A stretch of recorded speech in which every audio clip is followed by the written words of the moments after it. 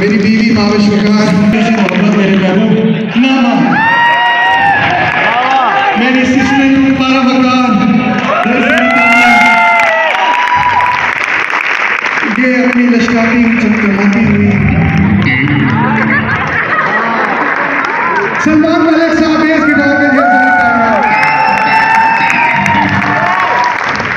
और आज नवाज अली गिटार में ने काफी देखा किया है। बाबा भाइयों नवाज अली के लिए ढेर सारी तालियां और जनाब अली अपने बेटे के साथ बैठे हैं पीछे ड्रम्स पे। मेरी टीम है जिसने हर वक्त मेरा साथ दिया है। नदीम हसन के लिए भी ढेर सारी